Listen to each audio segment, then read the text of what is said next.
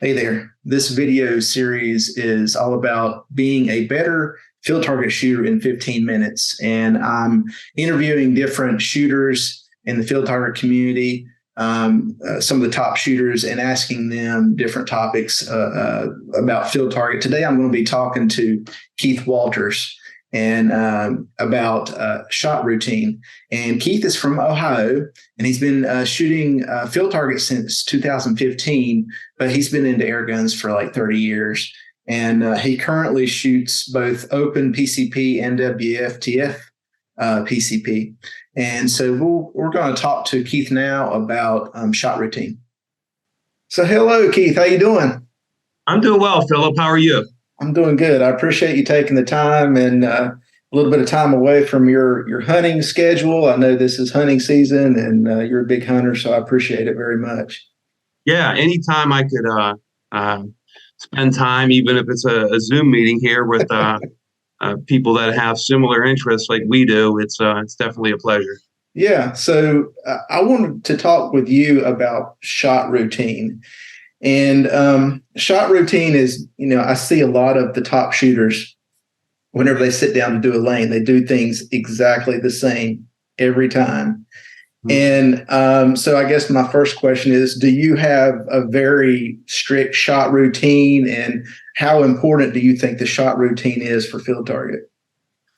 So, yeah, I do think it's very important. And I think each shooter has to come up with their own routine, mm-hmm. right? And the only way to do that is by shooting a lot. And mm-hmm. I'm a firm believer in shooting a lot. And luckily I could do it in my backyard. So and I enjoy it. So I'll probably shoot practice 3 to 4 days a week.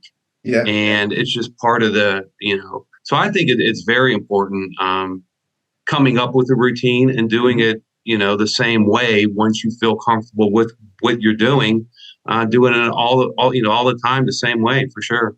Right. So what does your shot routine look like? So take me through, you walk up to a lane, and from beginning to end, maybe you can quickly go through, what does your shot routine look like?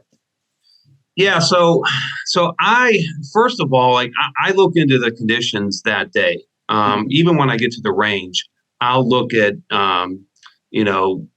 plants that are what way the plants are moving, how much movement I have on leaves or even branches, this or that, and just get just an overall feel on what the wind is going to be that day, if you have to deal with that. And, so, I have that in the back of my mind if I really have to pay attention to the wind much that day, mm-hmm. because, so that's the first thing I do. But if I approach a lane, what I'm doing is, before I even sit down, I want to see what targets I'm shooting. Right. Now, up here in Ohio, we shoot near to far, mm-hmm. usually. Other places may have targets numbered. Right. We're not used to that routine up here. We're always shooting near to far. So the first thing I'll do is find my targets and even pull strings. Mm-hmm. There's actually been a time where I shot a target. Flop over targets won't go down all the way. Mm-hmm. And at a match last year, I shot a target twice that I thought was up, and it was actually down. Mm-hmm. And I put it right through the kill zone twice. So I think it's first off, I think it's a good routine to pull your strings to make sure the target's up, and to find your targets. We have some older gentlemen in our club at Sherwood, and if the targets aren't painted bright colors, I like to paint my targets muted colors, like natural squirrels, mm-hmm. Rabbits, whatever. And they complain that they can't see the targets. And I'm like, well, if you pull the strings, it's going to lead you right to the target. Yep, right. So that's the first thing I'll do. I'll see where the targets are to see what I'm shooting. Secondly, and this might not be as important to guys that are shooting hunter, but guys on the bum bag, depending on how the ground is, if our feet have to be in an up position or a down, that's really important where you place your bum bag and how comfortable you're able to get sitting down, because that definitely plays into your shot on that particular lane. Mm-hmm. So once I sit down and once I find my targets and I sit down, the first thing I'm going to do then is, I'll look at the faceplate if it hasn't been shot. Now, this is another thing that I really got used to doing and I enjoy it, is a lot of people don't like to shoot first. And I actually do, Mm-hmm. because first off is you're starting with a clean faceplate and a clean kill zone. Mm-hmm. So when I make those first couple shots, I could, look back to see exactly where my pellet hit. Mm-hmm. And even if it's in the kill zone, I can make adjustments. Mm-hmm. And that happened to me recently where, all my shots were in the kill zone, but I noticed that I might have been a couple clicks windage wise off, left or right. And I easily made an adjustment with that. And I did well that match, but just little things like that. But so secondly, what I'll do is once I sit down, find my targets, get an idea if the wind's blowing, this or that,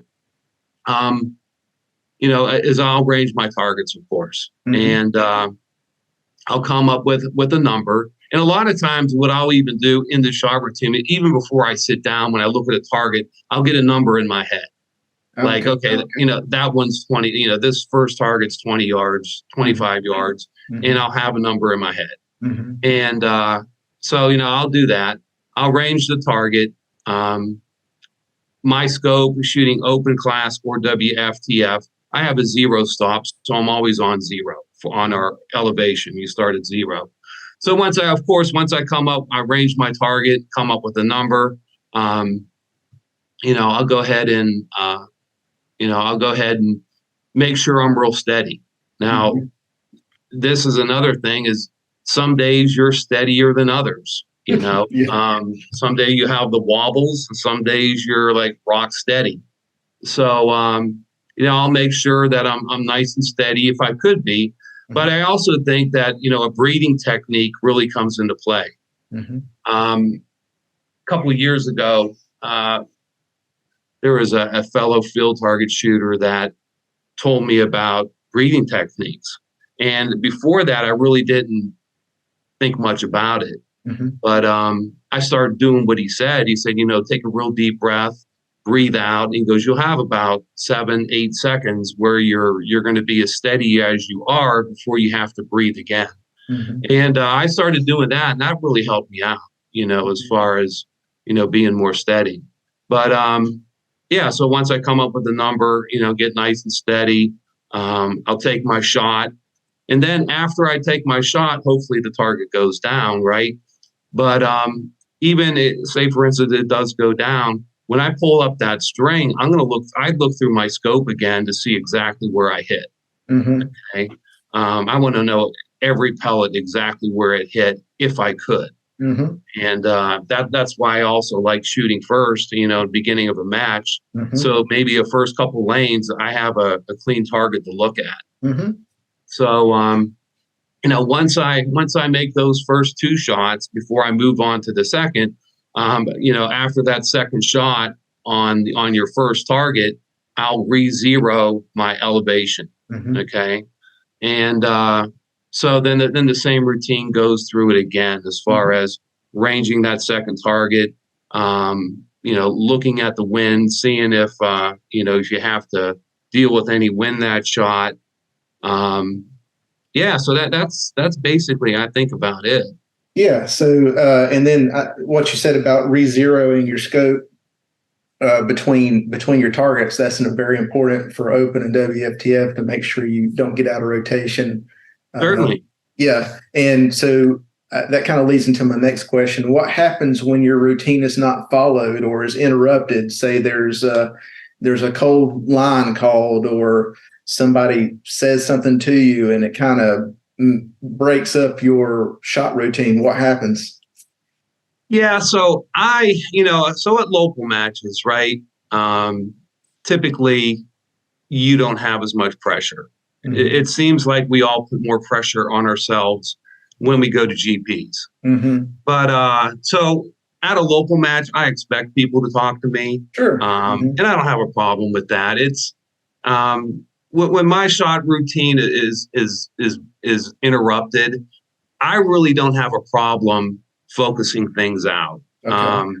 I know other people do. I know people that really get bothered Mm-hmm. by certain things when they're shooting, but I don't. I think I could pick up where I left off. Okay. If there's a cold line, I'm say, okay, well, I already have the range.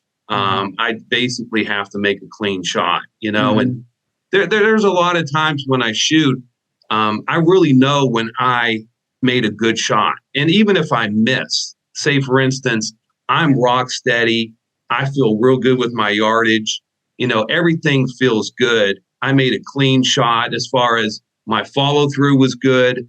And, and say for instance, it doesn't go down, you know, I will rarely ever shoot the same place twice. Mm-hmm. Like if I know I made a really good shot, my shot routine was real good. I felt good about the shot.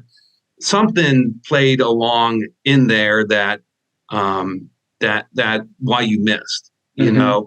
And if you take the same shot twice and you don't make some adjustment, I think you're probably going to put that pellet probably right on the same spot you did the first time, Right. you know? Right. So, I can say, as far as shot routine goes for me, there's been a few times where I've been distracted. I've been a little too casual, like at a local match and be talking to somebody and I sit down and I'll do something out of order. Like I'll load before I range or something strange like that. And I'm like, wait a minute, you just completely yeah, sabotage your yeah. whole routine. So I have to kind of clear my head, refocus, and start my routine over again because I don't know if I get out of sync, just me, it just breaks my concentration. So that's me. But so that's good stuff. I'm a little curious. Does your shot routine change from your standard positions as opposed to your force positions? So no, not really. Not really. Okay. It's basically the same. With the standards and kneelers, I mean, I've come up with, usually it seems to me, even shooting Grand Prix matches quite a bit, that our furthest shots, standing are going to be around 30, 35 yards or so. Yeah. So like range finding, I come up with a number right off the get-go before I even range in my head. I'm like, oh, this is probably 30, 35 yards. So, but no, I really don't think it changes. It's basically the same. It's Okay. basically the same. Yeah. Okay. I will say this, like when you said earlier about this happened to me at a match this year, is about not going back to zero. So it was, I think it was a kneeler. I think that we had a kneeler, or it was a relatively close target. Was at 10 yards. Maybe it might have been a standard, but the very next lane, okay, it went from a 10-yard shot to the very next lane. It was a longer shot. Mm-hmm. And I didn't turn my zero. I didn't return the elevation back to zero. And my second shot, which was a long one, I sailed it over the target. Mm-hmm. And because when I looked at my elevation knob, I think I was on like it was 80 something clicks, which on this particular scope was over one rotation out. Yeah. So when I took that first shot on the second target, which was like 50, I think it might have been 55 yards or something like that. I was one turn out because I didn't go back. I just added a couple clicks to it. And luckily, I realized that after the shot that I was a whole rotation out before I, so that does happen. Yeah, I've heard from a lot of open and WFTF shooters. They're all the time talking about the shots they missed. Oh, I was out of rotation for this one, and I guess it goes back to your shot routine because Yeah, you didn't go back yeah, to zero. Yeah, yeah. very interesting. I will say the one thing that I do, and I don't know if it might be a bad practice actually. On my kneeling and standing, my shot routine is a little different because I'll actually range both targets before in one setting. Yeah, yeah. Where I don't do that on my regular lanes, I'll focus on one, take the shot, and then my next target, I'll focus on the next one. Yes, yes. The reason I do that is, on standing lanes, I've never been steady on like the little stand they have there for standing. Mm-hmm. It just makes me real anxious because I'm wobbling on that thing. So I'll actually range from a sitting position, and I'll range both targets. I'll range my far one first. Yes, yes. Remember what my Mm-hmm. holdover is for that one, and then range my near one, and and I do the same thing for kneeling. Part of the reason I started doing that originally is when I first started, I was always running out of time or really pushing it on my standing and kneeling because I was the most uncomfortable in those positions. Mm-hmm. And so I was doing that to save a little time. Now it's probably not as much of an issue for me, but I'm changing my routine slightly on my force positions. I don't know if that's a good practice or not. That's what I'm doing right now. Yeah, you know what? As you mentioned that's something that I also do, especially on the standers, is I will range the longer one first. Okay. Come up with that number, and then range your second one, and then prepare for your shot. And just I think you do save some time there as well. Right. Especially at GP matches, and yeah. Would you say that has your shot routine changed much over the years, or you're pretty much you've been doing pretty much the same routine for a long time? You know what? I just think the more that you do this and the more matches you go to, you just feel more comfortable shooting and your whole routine.